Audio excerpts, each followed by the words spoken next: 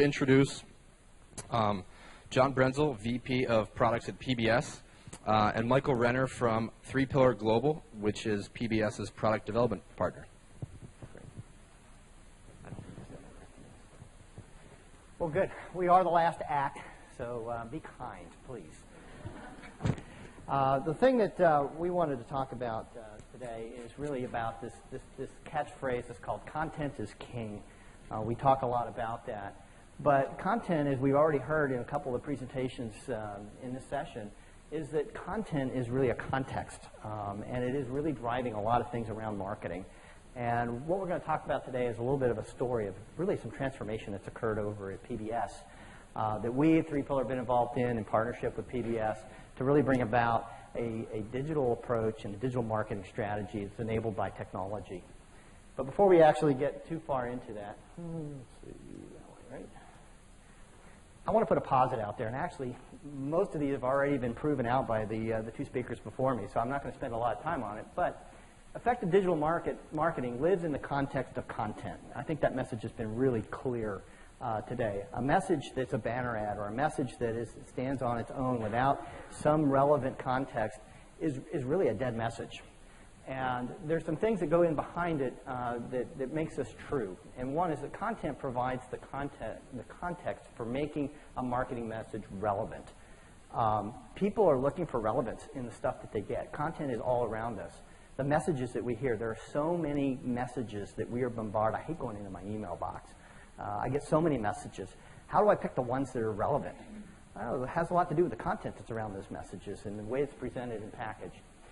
Content is a fingerprint for identifying audience and potential interest in a message. And, I think our folks at BuzzFeed really demonstrated that very well. They've actually been able to create and use content to create a fingerprint for who's going to read this thing and what messages should be attached to it, what can be effective in that area. The third one is third one down there is that, content is generally a pull activity fueled by an individual's temporal interest. The idea that you can take it from a digital marketing approach and push a message out to somebody just because you want that message to be in front of them is really irrelevant. It's really about people looking at elements of interest. And again, our folks over at BuzzFeed, I really appreciated what they had to say. They're saying, hey, wait a minute, this is about pull. Let me go pull the interest that I want. And then I'm going to see the messages around it. And digital devices, the explosion, the revolution, the mobile phenomenon that we have has now created all new kinds of platforms and contexts for ways that messages can be brought to you. And you have to work with those within the context of the content and the delivery of that content into those devices to actually get and reach your target audience. So we're going to walk through really a story about transformation that occurred over at PBS as they've moved into this space and they've actually leveraged a content approach to digital marketing. And I've introduced John Brenzel, the VP of Product Development. Thank you, Michael. It's my, there we go. So,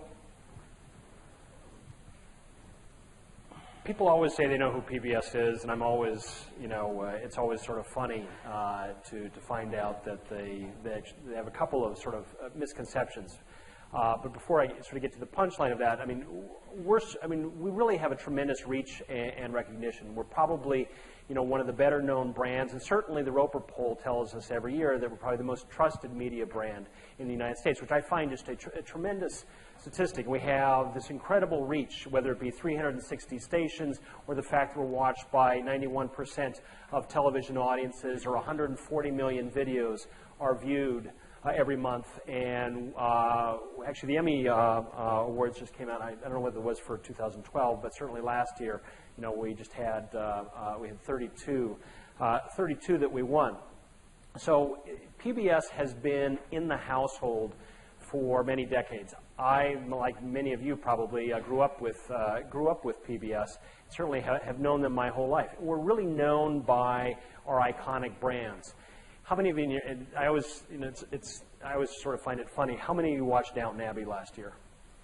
How many of you know that Downton Abbey is coming out here shortly? Probably a few. I'm amazed at how many people. I have a guy that works for me who is covered in tattoos. He's a biker. He doesn't have kids, but he spends all of his time on a week. He runs operations for me. And he said he knew that Downton Abbey and PBS had really hit the mainstream when all of his biker friends were talking about the latest Downton Abbey episode, which he was really having a hard time processing. But certainly all these other brands that PBS is very much known for, Nova, Masterpiece Theater, obviously, that brought you Downton Abbey, Frontline, Austin City Limits, broadcasting, and Antiques Roadshow for the antiques aficionado. The one thing that I if there's one thing that you can go away with today, that I just want to make sure that is you don't listen to us on the radio. So I'm amazed at how many cocktail parties I go to. People say, oh, what do you do? Oh, I work for PBS. I love PBS. I listen to you every morning. No. But today is actually the first time I've had the pleasure of telling that story after someone from NPR has been up here. So we actually do moving pictures and all of that, and all sort of that means. So what I'm going to do is spend a few minutes sort of telling you a story, because this is very relevant to the subject at hand about content. We have decades and decades of video content that is locked up. If we're lucky, it's locked up digitally, but more likely it's still on these old antiquated tape formats sitting in some underground bunker, waiting to sort of be archived. So all this incredible content, but very little of it is online in the scheme of things. 10 years ago, we were a very broadcast-centric culture. Certainly the towers that NPR sort of showed, that was sort of our existence then. We were a pixel-perfect production culture. There was only one done. There wasn't there's done today, and then I can change it, and it's done tomorrow, and so on. And there was almost no interactive capability. And we were essentially in, this is somewhat pejorative, but, I use it a lot, is we were in the shovelware business. We took what was in video and we moved it online, and that's sort of all we did. And we had an aging audience demographic. Certainly people knew us for our kids, and but then there was this huge sort of fall off, and then it was very popular in sort of the 60 and over generation. So we had this challenge for how do we bridge that gap? And we were witnessing a sea change. We had this sort of explosion of content and publishers that were competing for this digital audience, fragmentation of that online content, an explosion of distribution channels, devices, mobile, Facebook, Twitter. I mean, everybody was a broadcaster now, at least in the general sense. And viewers, and someone used the phrase earlier, viewers were increasingly I want to watch what I want, when I want, where I want. And here we were, sort of a tower-centric broadcaster with all this great content, but it was all locked up. And certainly we were witnessing, as many of you have read about in the last 3 or 4 years, in sort of budget fights on the Hill, a decline in sort of public and corporate funding. And we were increasingly, to be frank, irrelevant in the digital world. So we needed to change. And this seems very simple. We needed to give them what they wanted. We needed to give it to them where they were. We needed to give it to them when they actually wanted to see it. And we still really sort of needed to maintain a business model, because, we do get a little bit of funding from the federal government and from the taxpayer, but most of it comes from corporate philanthropy and donations from viewers like you in an antiquated, frankly, funding model, which is television-centric pledge that everybody is sort of acquainted with.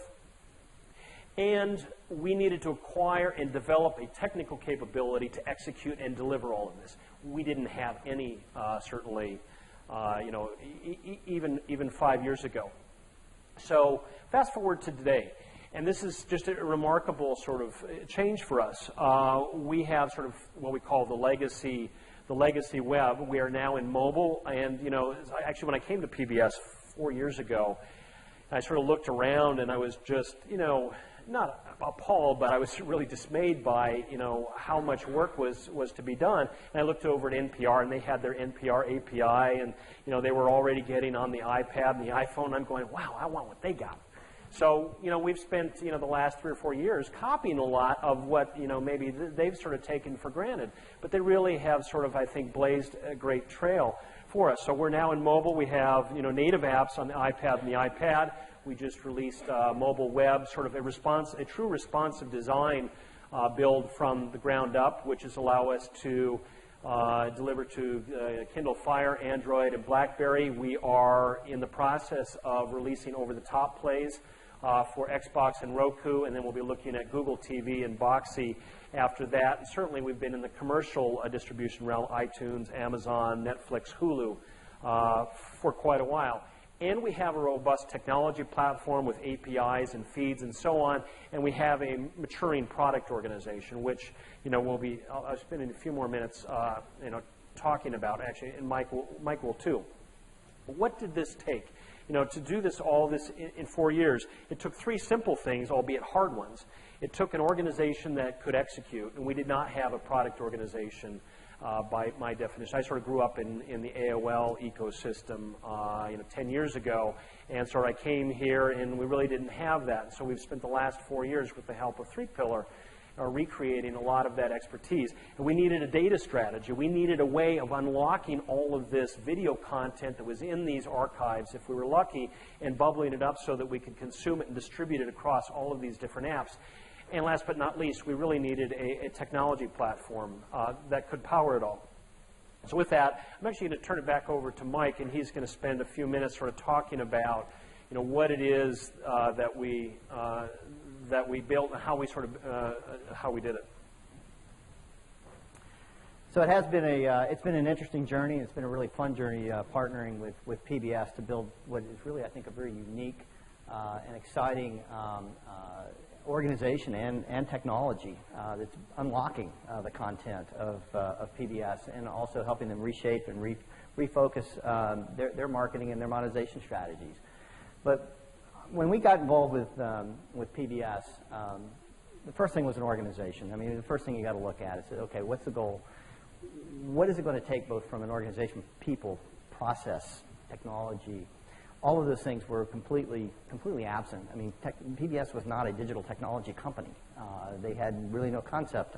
John had a great vision, had some experience in that background, and we came alongside of John to help him build that. And there were really from an organization, there were really 2 major things that happened. I guess what we're really talking about is kind of some of the magic that happens in the background. But product management and product development. Digital content and the digital hooks that work in there, it's becoming a very complex business. Our folks at BuzzFeed were talking about all these interesting ways that they push all these feeds and these connections and these sharing and all of that. That platform that they have is a very, very complex platform. Marrying up that content, marrying up with the ad providers and their clients. And unlocking the PBS platform required really a whole unique organization to achieve that. And it's been a great experience with PBS because what they did, they realized what they had and what they didn't have. And the one thing that they realized is that we are not a technology company. We are not a product development company. But we need all these things. So how do we take all the things we know about our content, our customers, and how do we actually execute on this? So what we did is we built a fully integrated team. We built a team that encompassed both product management and product development. It comprised of both PBS staff and our own 3Pillar staff to create one organization that lives and breathes an entire life cycle around product. And this partnership has yielded a tremendous amount of efficiencies, economies of scale, and a rapid start to get done. What has been accomplished in 4 years is just absolutely amazing because we could bring our collective strengths together. So the other part of this was also to get a data strategy. In PBS, content was in silos, locked up in various locations, various CMSs. How do we get this content to be surfaceable? And there were a number of components to that. One was to get a metadata repository, a registry of all the content was there. What is it? Where is it? What can I do with this? Are there licensing restrictions to this? Are there certain distribution elements? These are all serious concerns. I think we had a lawyer ask a question earlier. Well, what about all those pictures that are there? Are you able to use that? Is that legal?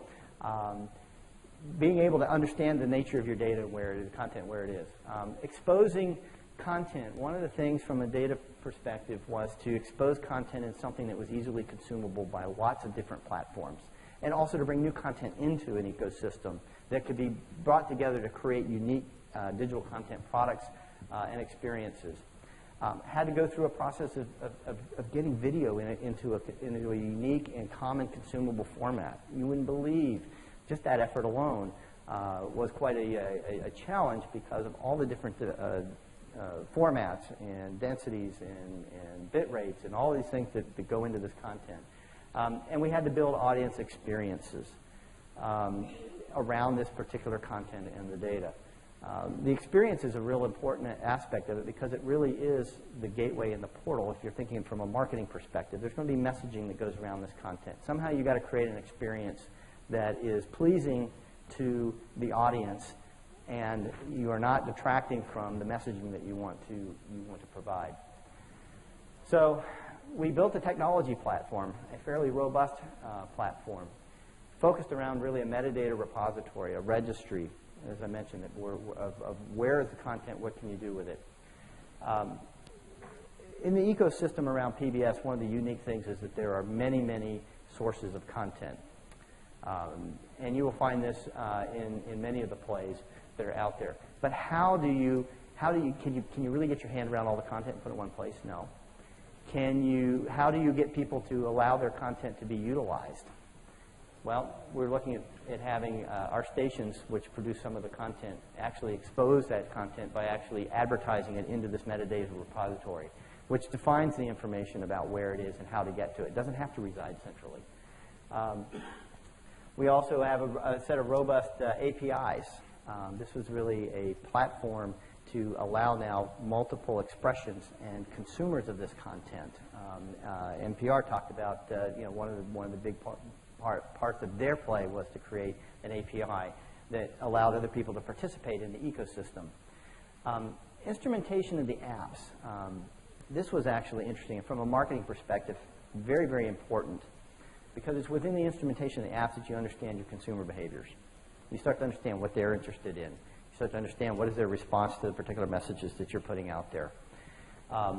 And being able to get this metric data that feeds back into the whole product development lifecycle in terms of what are the experiences that we need to provide to remain relevant. The whole goal was to be digitally relevant.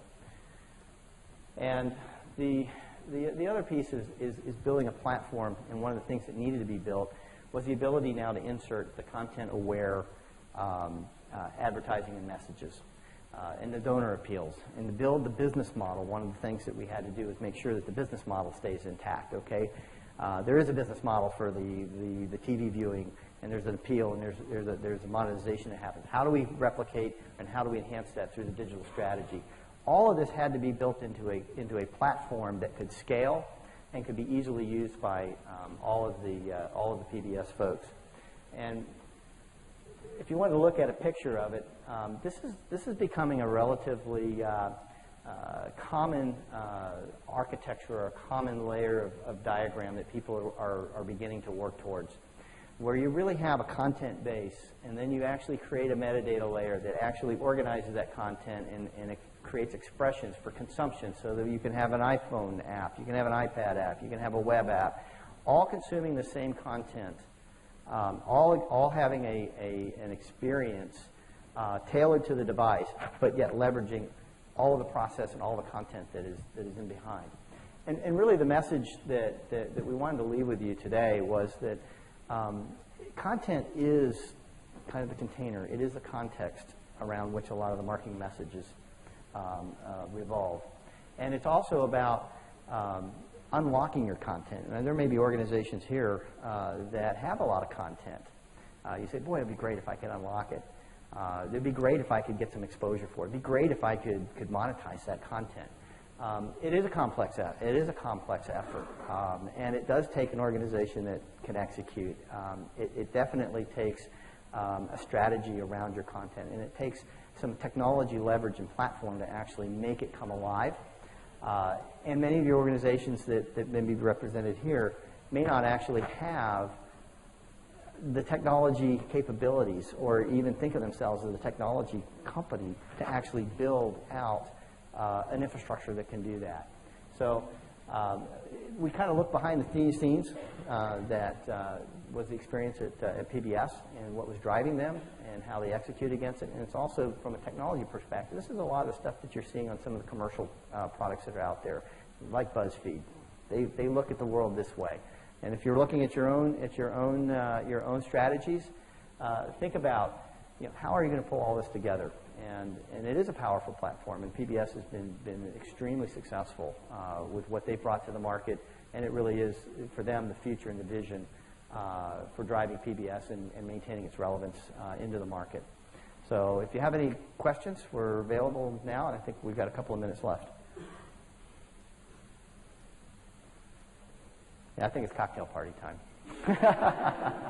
Great. Thank you all.